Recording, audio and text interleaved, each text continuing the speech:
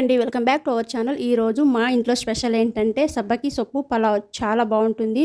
బెంగళూరులో ఫేమస్ ఏంటంటే ఈ సబ్బకి సొప్పుని చాలామంది ఇష్టంగా తింటారు. మన ఊర్లో తింటారో లేదో తెలియదు. మన ఊర్లో ఎవరైనా తిని ఉంటే కామెంట్ చేయండి. సబ్బకి సొప్పుని చాలా రకాలుగా చేసుకోవచ్చు. సబ్బకి సొప్పు రాగి ముద్దతో సూపర్ కాంబినేషన్. కడుపు నిండా తినే నా ఫేవరెట్ రెసిపీ ఏంటంటే సబ్బకి సొప్పు పలావ్. చాలా బాగుంటుంది. తినే కొద్దీ తినాలనిపిస్తుంది. టేస్ట్ అద్భుతంగా ఉంటుంది. సబ్బకి సొప్పుని మా ల్యాండ్లో పండించాము. ఏదేమైనా కానీ మనం పండించే కూరగాయల టేస్ట్ అయితే వేరే లెవెల్లో ఉంటుంది. ఈ బెంగళూరులో ఉండి ఈ కూరగాయలు పండించుకొని ఇలా వంట చేసుకొని తినాలంటే అదృష్టం ఉండాలి. మేమైతే మా ల్యాండ్లో పండించిన వెజిటేబుల్స్తోనే రోజు రెసిపీస్ చేసుకుంటూ ఉంటాము.